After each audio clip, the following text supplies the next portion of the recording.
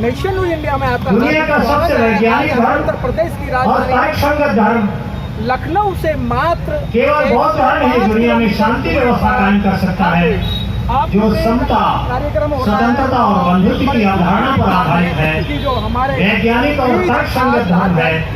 ऐसे धर्म को आज मजबूत करने की आवश्यकता है, लोगों में फैलाने की आवश्यकता है।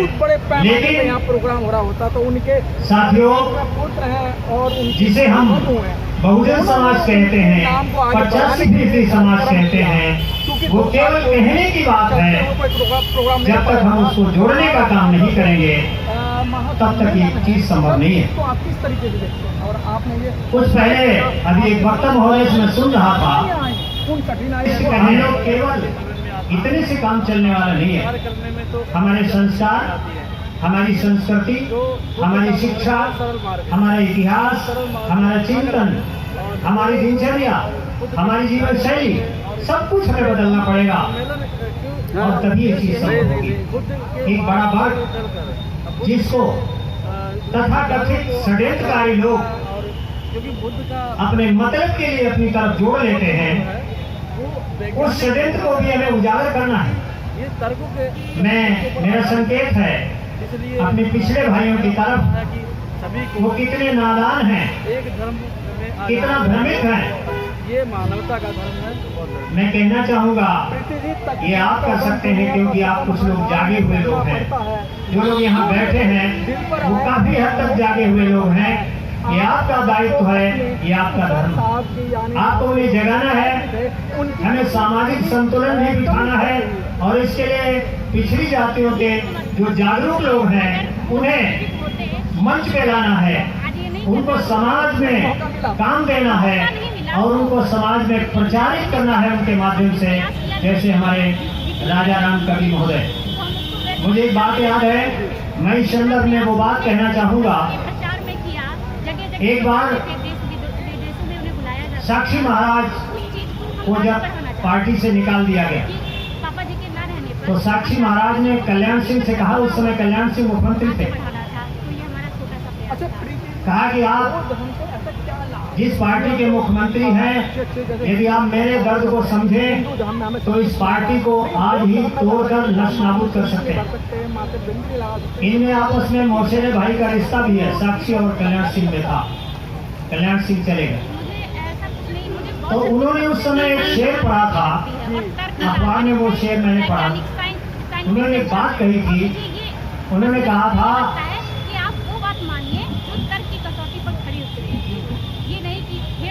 तूने जो चाहा होता तो हालात बदल सकते, तूने जो चाहा होता तो हालात बदल सकते थे। मेरी आंखों के आंसू तेरी आंखों से निकल सकते थे, लेकिन तुम तो ठहरे रहे झील के पानी की तरह, दरिया बनते तो बहुत दूर निकल सकते। मैं स्पष्ट कहना चाहता हूँ, एक बहुत बड़ा समाज 50-60% से भी अधिक परसेंटेज आज पहुँच गया है उसका, जिसको आप पिछड़ा वर्ग कहते हैं, वो हमारा ही अंग है। यदि उस पूरे शुद्ध समुदाय को हम जोड़ लें तब जाके 85% होता है। यदि वो एजुकेशन पे, शिक्षा पे झील के पानी की तरह ठहरा रहेगा तो हम कामयाब नहीं हो सकते हैं। इसलिए उसमें भी रवानगी पैदा करनी है, उसमें भी हरकत पैदा करनी है और जो जागे लोग हैं उनको लेकर के हरकत पैदा करनी है। उस समाज के लोगों को, कुछ लोगों को पहले समझाना है और कुछ लोगों को समझा करके पूरे समाज में हमें हरकत लानी पड़ेगी और तब जाके हम कामयाब होने वाले हैं। साथियों, हमसे कई जगह चूकें हो जाती हैं। तो आप क्या संदेश? मैंने देखा है अखिलेश ने जिस समय उत्तर प्रदेश के मुख्यमंत्री की कुर्सी खाली करने के बाद बंगला खाली किया था तो उनके बंगले को गोमूत्र गंगा जल से और दूध से धोया गया। ये कोई कम अपमान था? लेकिन मैंने तमाम लोगों में देखा है उनके कान पे जूं नहीं देगा। अभी हमारे भाई साहब कह रहे थे कि हमको पड़ोसी का दर्द समझना पड़ेगा। अगर कोई आफत, कोई मुसीबत, कोई समस्या आज पड़ोसी पर है तो कल वही समस्या हमारे ऊपर भी आनी पड़ेगी, आ पड़ेगी, और तब हमें उसकी सहयोग की जरूरत पड़ेगी। इसलिए हम इस चीज को पहले से भांपे और पड़ोसी का सहयोग करना शुरू कर दें, उसकी मुसीबत में साथ देना शुरू कर दें, तभी हमको उसका सहयोग मिल पाएगा। ऐसे तभी हम कामयाब होंगे। मैं एक बात कह करके अपनी वाणी को विराम की तरफ ले चलूंगा। हमारे जिन महापुरुषों ने इसके लिए अपना सारा जीवन खपाया, संघर्ष किया, कितनी मुसीबतें उठाई, बाबा साहब के संघर्षों से आप बखूबी वाकिफ हैं।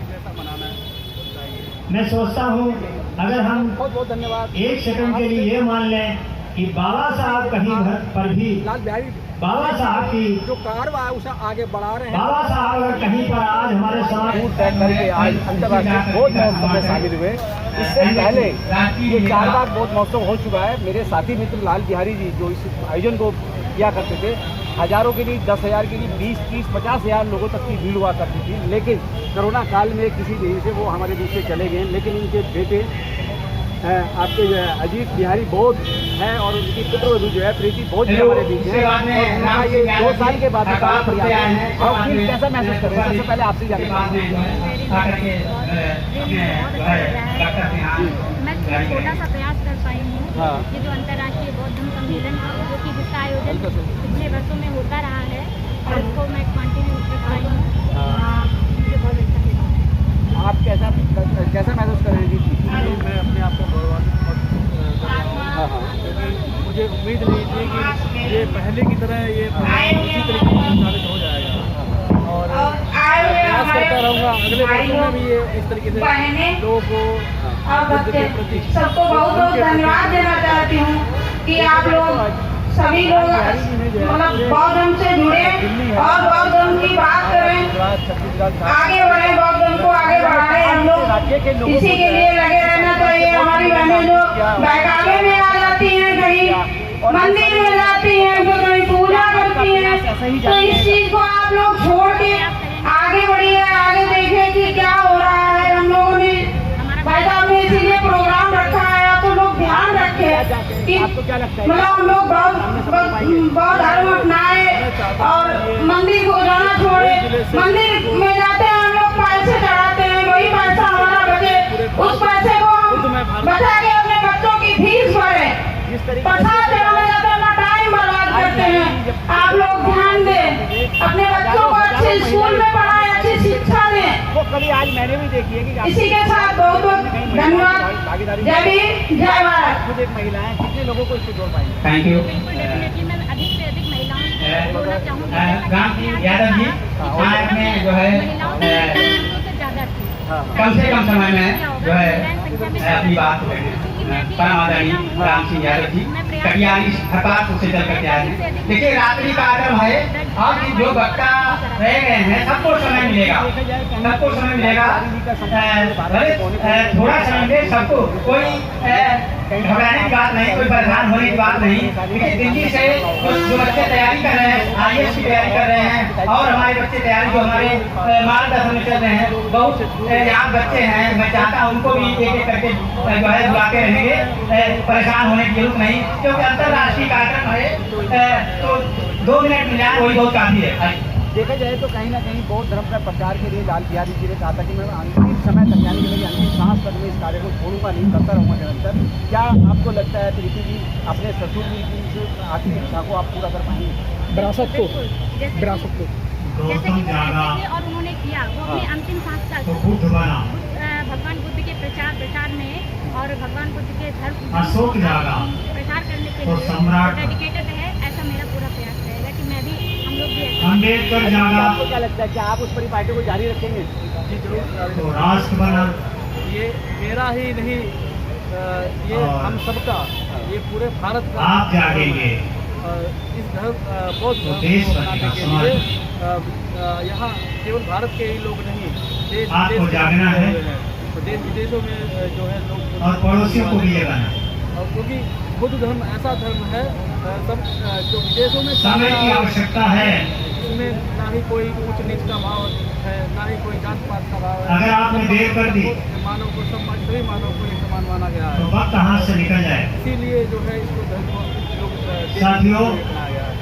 देखा जाए पृथ्वी जो है विज्ञान का नियम है बहुत ज्यादा हम लोग कि जो चीजें स्थूल है देखा तो उन्होंने एक कार्य वो अपेक्षाकृत सूक्ष्म के कम पावरफुल है, कम शक्तिशाली।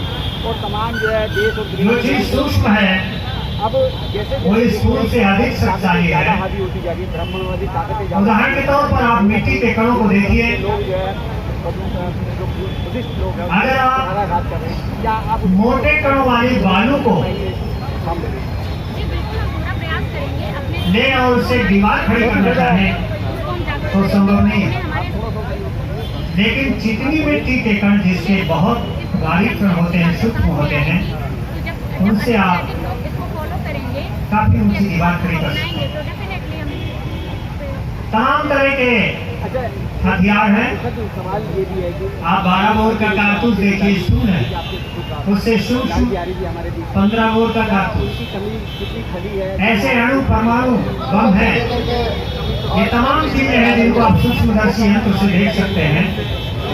लेकिन हम लोगों में इतनी क्षमता उनसे भी ज्यादा पावरफुल एक चीज है जिसको आप किसी सूक्ष्मदर्शी यंत्र से देख नहीं सकते, और वो विचार है। क्या उन बच्चों में भी कई टूरिज्म की बुद्ध धर्म का विचार, जी बिल्कुल मुझे लगता है कि बुद्ध धर्म में भी एक विचार है मेरा कोई जिसे तथागत गौतम बुद्ध ने इस भारत की पावन धरती से शुरुआत करके सारी दुनिया के तमाम देशों तक पहुंचाया। आज दुनिया में तमाम देशों में बुद्ध धर्म के अनुयायी लोग हैं, राष्ट्रीय महोत्सव लेकिन विडम्बना इस बात की है भारत में ये कमजोर दिखता है, और इसकी वजह है भारत मनोवादियों के बहुत बड़े षड्यंत्र के तहत भ्रमित है। यदि आप देखना चाहें, आज के समय में जो लोग अपने को राष्ट्रभक्त कहते हैं वो तमाम आतंकवादियों के संगठन खड़े कर रहे हैं। आप नजर डालेंगे तो आपको दिखाई पड़ेगा क्या होगा इससे। ये जो नफरत का विचार इस देश में फैलेगा, दुनिया का सबसे बड़ा प्रजातांत्रिक देश विनोद कुमार जी माला बनाकर हमारे इस मानव में जब नफरत फैलेगी तो क्या विकास संभव है? खून खराबा होगा, लोगों का खून बहेगा, कैसे हम इनको राष्ट्रभक्त कर सकते हैं? चिंतन करने की आवश्यकता है।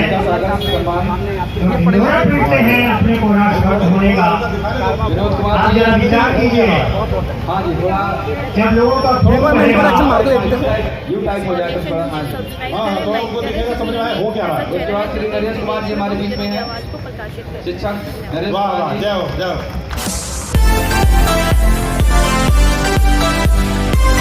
श्री नरेश कुमार